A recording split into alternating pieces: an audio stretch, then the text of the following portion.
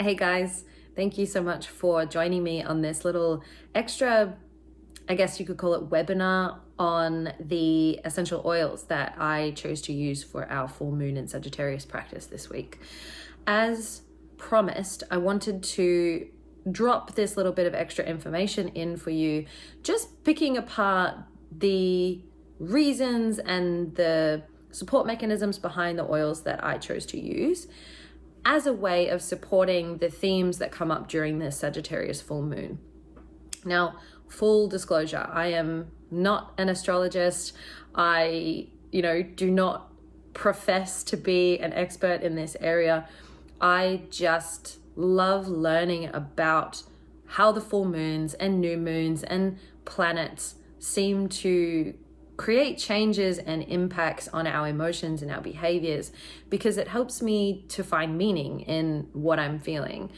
And sometimes that helps me to be in a greater relationship with my experience as well. It helps me to understand that there are experiences we have that are a full creation of myself, but then there are actually larger sort of macrocosm movements that I can choose to resist, or I can choose to yield to. And if you choose to yield to some of these, external realities and these external energies, you can actually harness their powers and their supports, and you can learn from their challenges as well. So in saying that, if you would like to know more about the full moon in Sagittarius or any of the moons in your birth chart, please make sure you seek out a professional in that realm. I've heard that doing your birth chart is so empowering and it's so informative. So reach out, ask a couple of questions to people that you might know, or feel free to shoot me a message. I would have a few friends who would highly recommend the astrologists that they see. But for today, I'm just going to use the limited knowledge I have of the Sagittarius full moon and some of the planetary alignments that I understand are in place at the moment, and how I've utilized that information to choose the aroma medicines I'm personally going to work with this week. And so, as I mentioned in the yin class that I posted, I've chosen to use balance grounding oil. I've also chosen to use frankincense and clary sage. And so I personally use the doTERRA essential oils. If you feel drawn towards them, great. If you use a different brand, that's totally fine as well. The only thing that I always recommend is that you seek essential oils that are really focused on quality as well as harvest morality as well. We don't want to be using these beautiful natural medicines and hurting Mother Nature in the process. So just make sure you really investigate the ethical guidelines of the essential oil companies that you're using. That's one of the reasons why I really resonate with this company, is they really do align with bringing abundance and support and community to the places and the farmers that they draw these medicines from. And so if you'd like to know more, by all means, please feel free to reach out, and I'm more than happy to chat to you about each specific oil or about the oils in general. But another really great resource, which I'm going to talk through in this video, is the Essential Emotions Guidebook. And if you've done yoga with me before at the yin and tonic classes, you often see that I have this book with me. And this is an absolute Bible. If you're an emotionally orientated person like me, then this is your absolute go-to.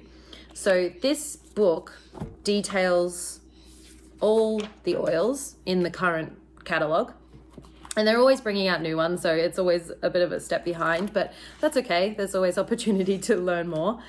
And so they go through each oil, if you've never seen this book before, and underneath it tells you what that oil is a medicine for, and then it provides you with this breakdown that gives you a little bit of understanding of what the oil is speaking to, and then it also breaks down the negative emotions that it helps with, the positive properties that it can support, and then suggested ways to use it. There are other sort of uses in this book as well. It goes into, you know, if you don't really know what oil you want to go to, but you know how you feel, you can sort of skip to the back of the book, and it's got, you know, I'm wanting to say, let's say if you thought I'm wanting to feel more courageous, or I'm wanting to feel more creative. You find those words in the back of the book, and it actually will tell you oils for courage, brave, birch, clove, ginger, etc. And then that can guide you to the page, and then you can have a bit of a read and see which one resonates for you. So absolutely recommend Essential Emotions. Check it out. If you need a link or if you need some information, by all means, chat to me. But in using this book, I have learnt that balance, which is the first oil, is the oil of grounding.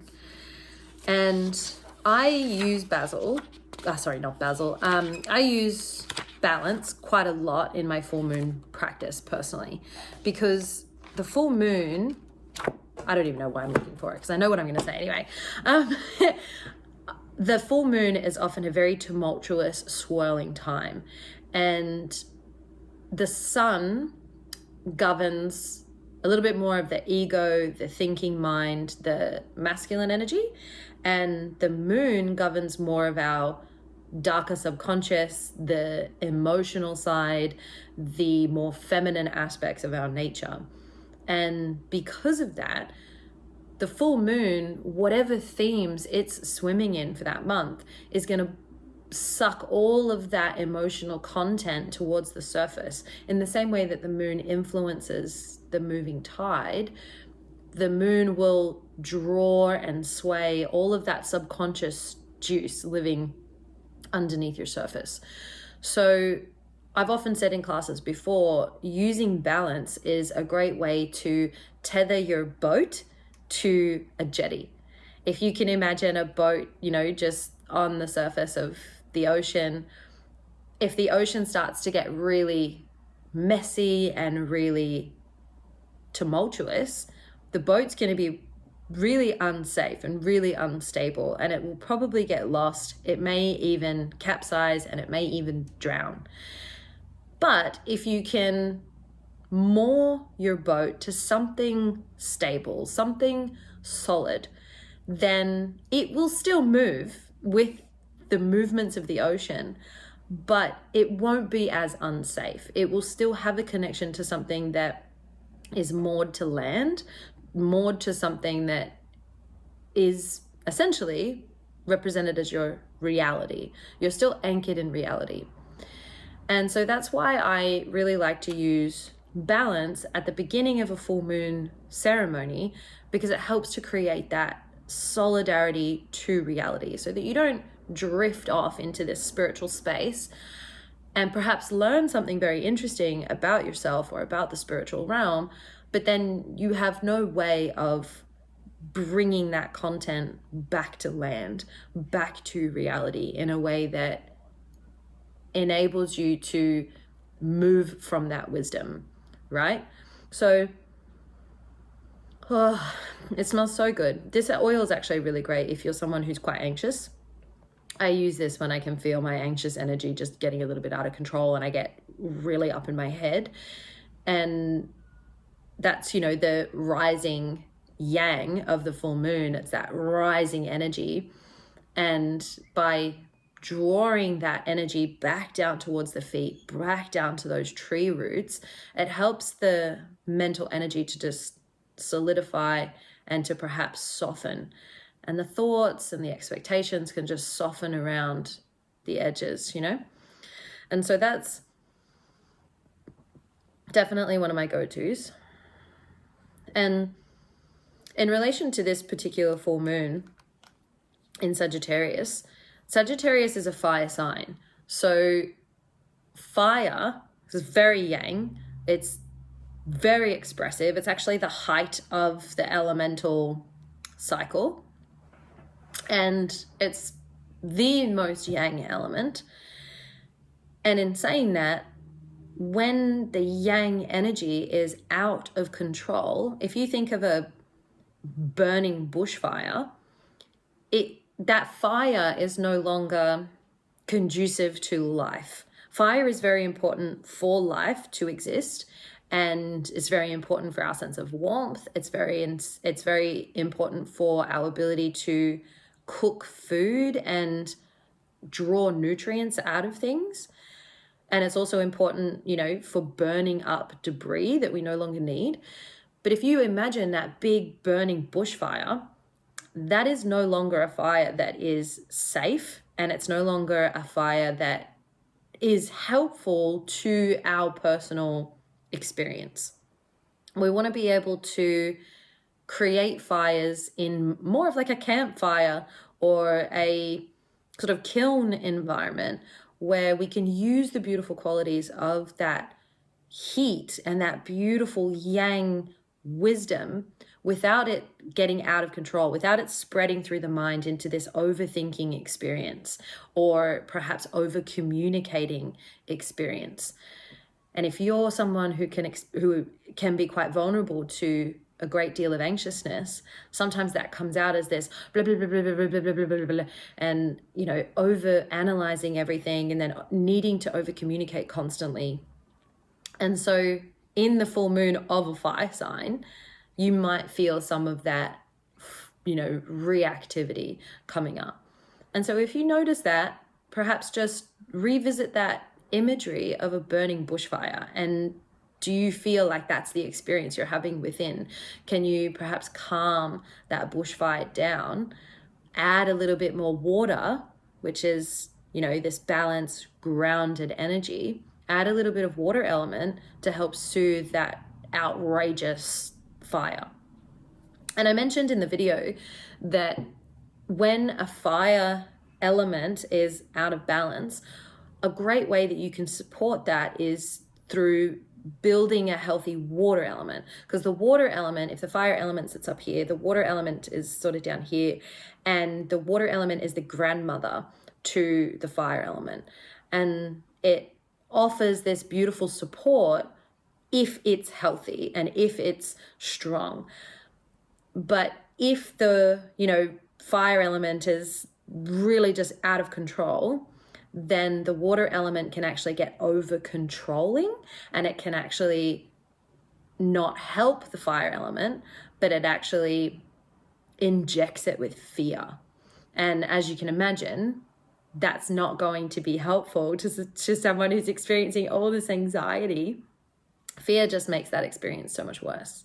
So balance, an excellent medicine for too much headness, too much thinking, and a really great way to solidify in the present moment, slow everything down, meditate on the breathing, meditate on the gentle sway, maybe even sway your body slowly side to side, forward and back, and let that water energy soothe any raging fire going on.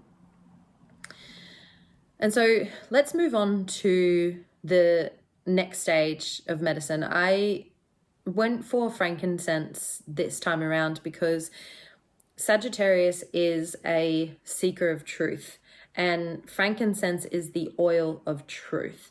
It is, I feel, a masculine oil. It's got this real father energy to it. It has a paternal aroma, and it smells incredibly spiritual. And I know that sounds really strange to say, but it's almost this deep undercurrent of archetype where you smell it and it just seems to resonate with the, more religious, spiritual aspects of ourselves. And so this is a really great oil to use when you're feeling just a little bit ungrateful and a little bit detached from everything, when you don't feel the spiritual significance of things, and instead you're anchored so much in stress, so much in worry. And so frankincense can bring us back to that truth seeking. So Sagittarius is the half horse, half human. and he's holding that bow and arrow. And as I mentioned in the yin yoga video, when that arrow flies out of the bow, it seeks a target and it seeks the truth. But when the winds of the mind are too stormy, too unstable, it's going to move that arrow and take it off course. And you're not going to find the truth and the target. You're going to be swayed by all of these tumultuous winds, right? And so frankincense can help to quieten, as I said, that yang energy with a little bit more of a disciplined energy. And discipline in and of itself is quite a masculine trait. It's quite a yang trait. But we can use a sense of discipline to help support emotional feminine energy, because we want the two to feed off of each other, right? We want them to support each other, not one silencing the other or one trying to out control the other. So I find when I use frankincense, it helps me to create that masculine calmness that is available in a sense of discipline in order for me to be patient with the emotional experience I'm having. And it enables me this, I guess, a calmness in thought so that I can observe all the different perspectives I'm experiencing. Am I really anchored in on one perception? Am I married to my ideas?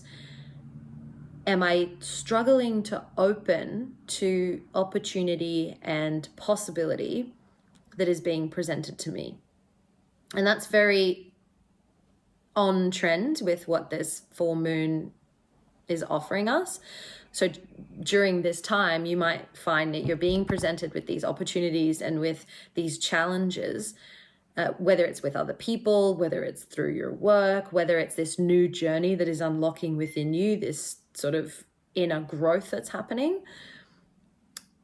What does it mean for you to perhaps zoom out of your perspective and see the broader picture and what it could possibly all mean? And sometimes it helps me to think that maybe I don't have to generate the meaning. Maybe it's not up to me to construct a meaning out of all these puzzle pieces, but perhaps it's up to me to create an environment within myself that is calm and that is stable, so that that experience and that meaning can come to me. And I just have to observe. I just have to wait for that to come to me. And you can ritualize this in your spiritual practice, almost like a rain dance, where you're doing this spiritual dance, calling the meaning to you. You're calling this guidance to you. And in that way, you then turn into this seeker of truth.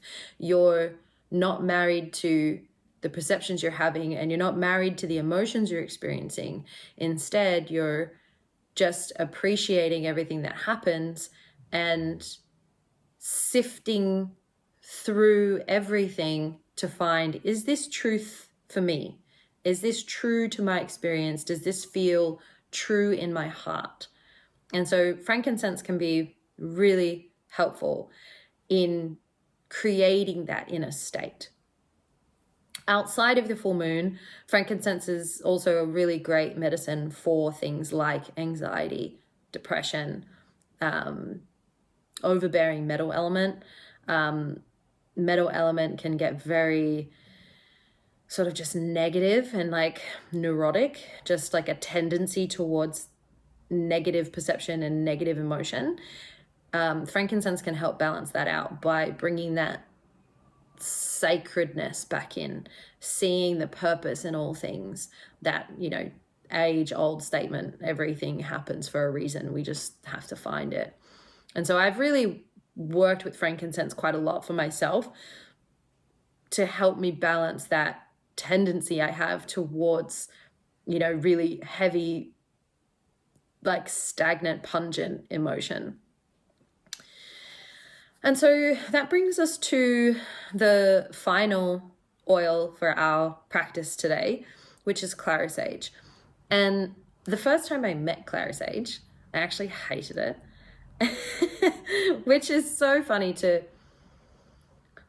reflect on, because hindsight is a wonderful thing. And as they always say, hindsight is 20/20. But when I first met clarisage, I would have been probably in my early to mid 20s.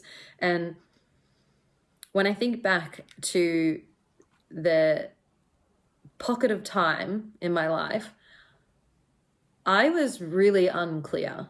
I was really lost, and I could feel that I wasn't in the right place, and I wasn't connected to myself fully and authentically. But that sense of knowing where I was, even though it wasn't a good place, was really the stepping stone to me starting to work out where I should be, and slowly starting to move towards truth and move towards who I feel I am now. And so when I met clarisage, which is the oil of clarity and vision, I had a very foggy, misty conceptualization of myself and my life, and I didn't know what I wanted or where I was going, and I didn't know my own meaning and my own worth. So I hated this oil because it rubbed up against all of those triggers for me. It rubbed up against the exact experience I was having, as medicine does. Medicine gets straight to the core of what you're experiencing, especially if it's a well-placed medicine. And so now when I smell it, funnily enough, I actually really enjoy it. And that's happened to me with a lot of the oils that I work with.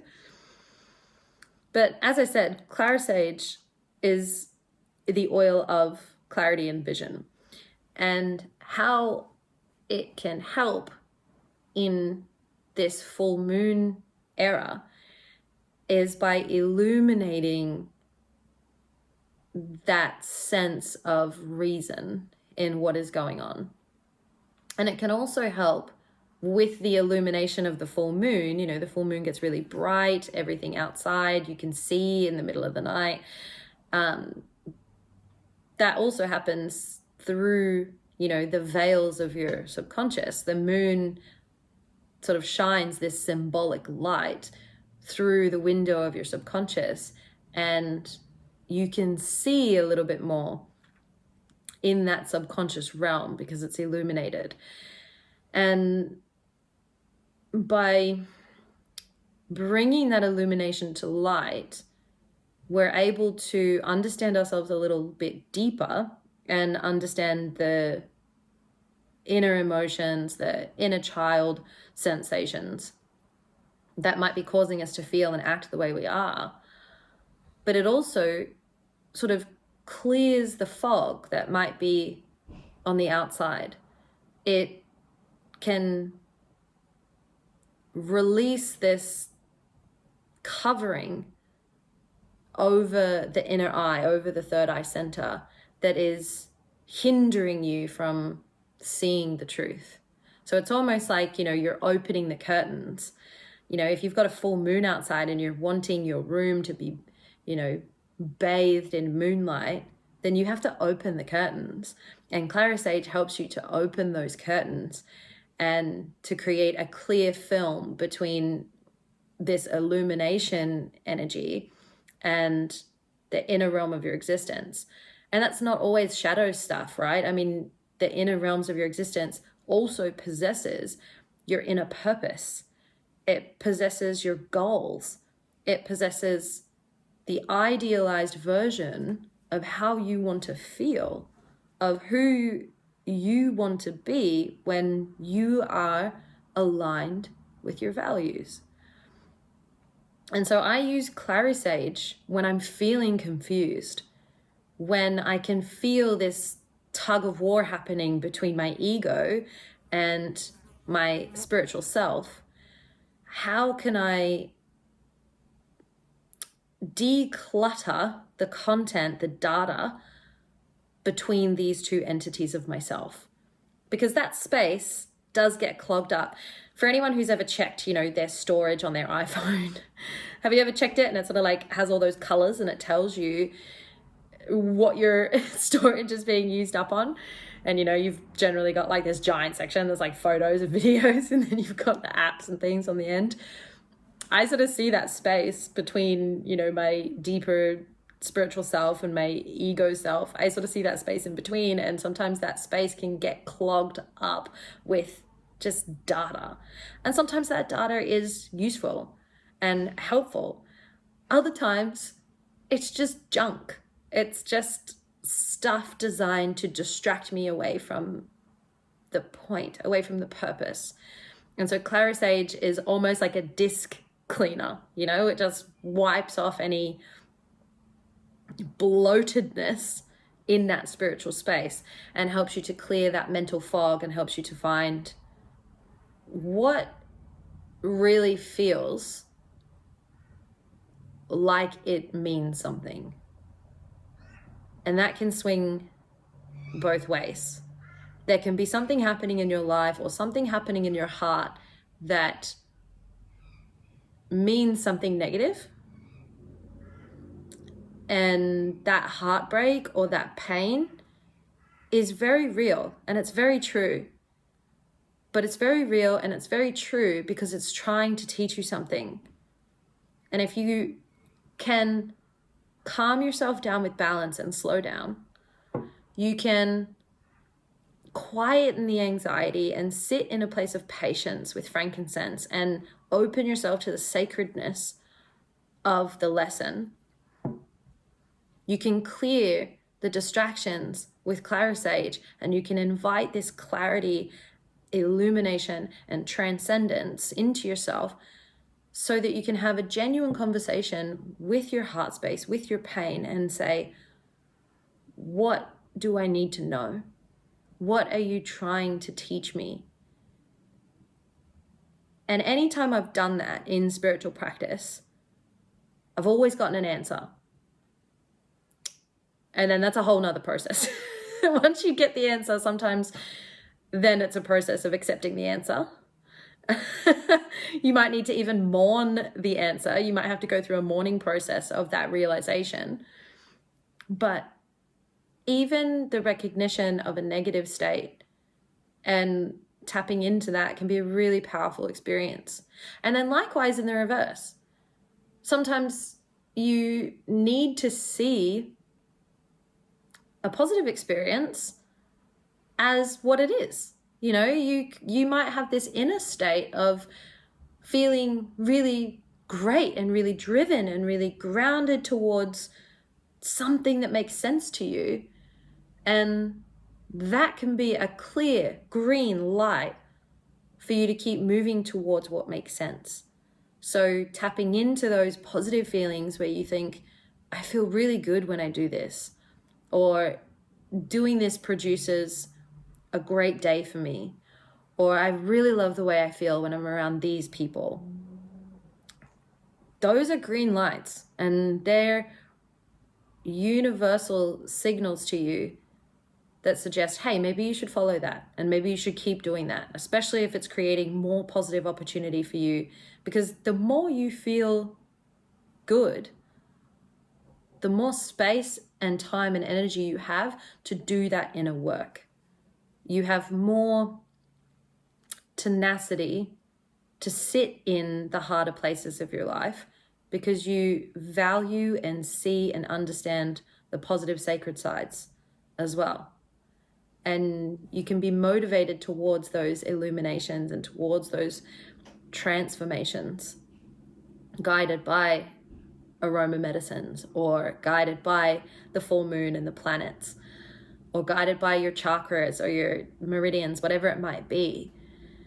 But learning how to use these medicines, I guess is really the only word coming to mind, as a way of supporting the inner work that you're already doing, is the most integrated way for you to work on yourself. It shouldn't be just you. It shouldn't be just you doing all of this suffrage.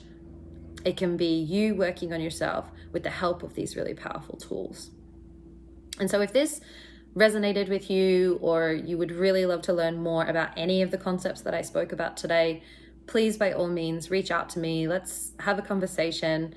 I do offer a lot of one-on-one work, so we can of course do body work together, and we can do these spiritual sessions together in person. But I absolutely love having conversations, and I learn just as much from you as much as I learn from myself. So if you do want to reach out and you want to know more, please by all means do that. But thank you so much for taking the time to listen to this little webinar. And if you enjoyed it, please let me know. Feel free to drop some comments in there. If you have any requests or feedback, by all means, send it on through to me. And I look forward to seeing you at the next solar event. It'll be new moon, I guess. And so we'll see what that brings up for us. Thank you so much for joining me, you guys. So much gratitude to you.